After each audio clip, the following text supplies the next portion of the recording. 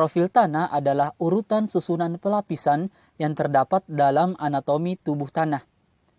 Profil tanah dapat dikatakan sebagai penampang melintang tubuh tanah yang memperlihatkan beberapa lapisan tanah yang disebut sebagai horizon tanah. Tanah terbentuk karena beberapa faktor pembentuk tanah, seperti batuan induk, iklim, organisme, relief, dan waktu. Faktor-faktor tersebut bekerja secara terus-menerus sehingga menyebabkan perkembangan tanah. Perkembangan tanah dapat ditunjukkan oleh susunan horizon tanah. Secara sederhana, semakin banyak horizon yang terbentuk pada suatu profil tanah, maka tanah tersebut semakin berkembang. Secara umum, susunan horizon tanah terdiri atas horizon O, A, B, C, dan R. Oke, kita bahas yang pertama, horizon O.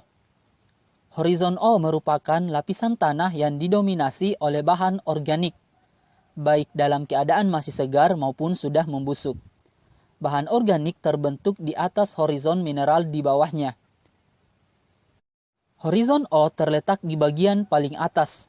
Akan tetapi, horizon ini tidak selalu dijumpai di semua tempat, hanya tempat tertentu saja. Horizon O dibedakan menjadi horizon O1 dan horizon O2.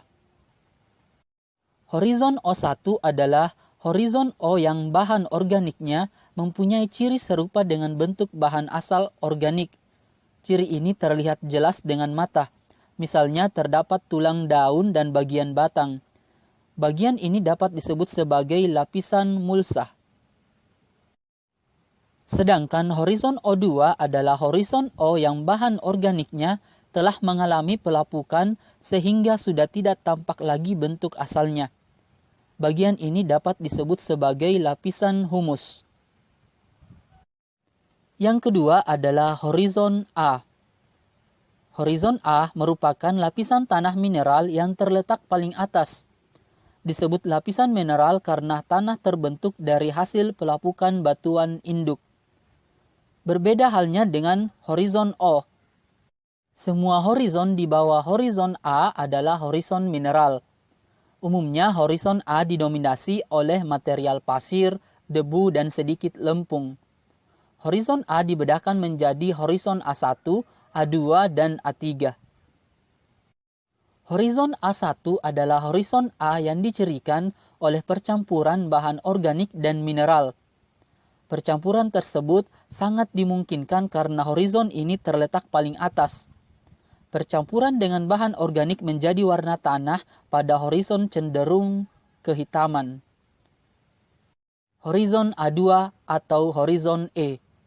Horizon A2 disebut juga sebagai horizon eluviasi. Horizon eluviasi merupakan bagian yang terlindi atau tercuci paling maksimal.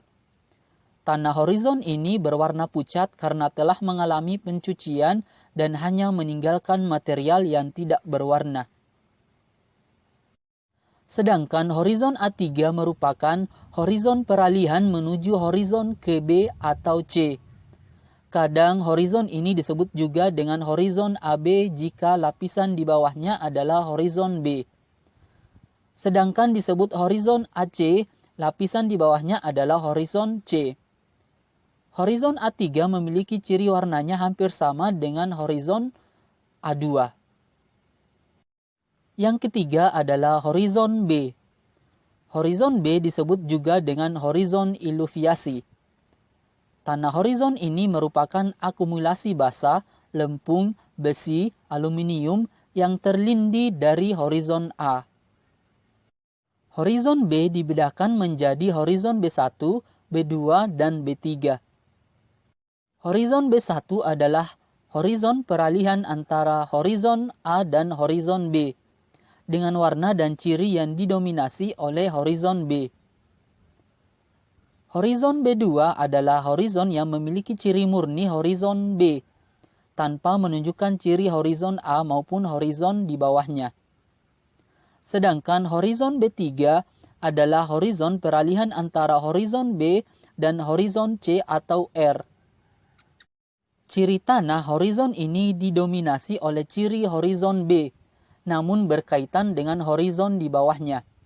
Kadang horizon ini disebut dengan horizon BC jika lapisan di bawahnya adalah horizon C dan disebut horizon BR jika lapisan di bawahnya adalah horizon R. Horizon C. Horizon C disebut juga lapisan regolit. Lapisan ini dicirikan oleh masih adanya fragmen atau pecahan lapukan batuan asal. Akar tanaman sulit menembus lapisan ini, sehingga lapisan ini hanya mengandung sedikit bahan organik. Horizon C terdiri atas campuran bahan lapukan batuan dan mineral. Horizon R. Horizon R atau biasa disebut juga horizon D adalah lapisan paling bawah dalam suatu profil tanah.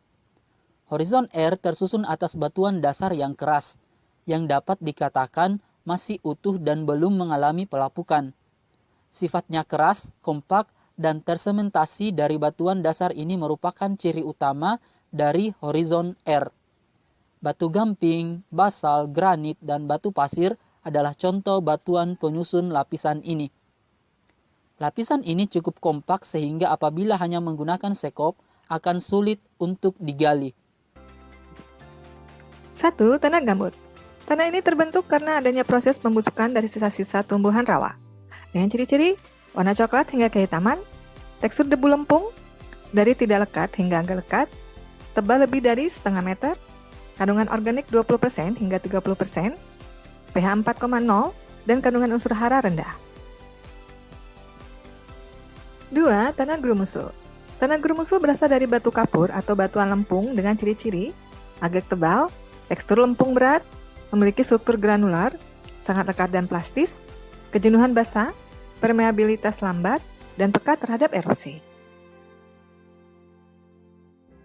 3. Tanah aluvial. Tanah jenis ini terbentuk dari material halus yang diendapkan oleh aliran sungai.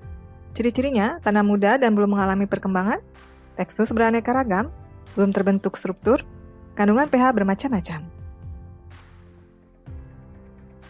5. Tanah potsol.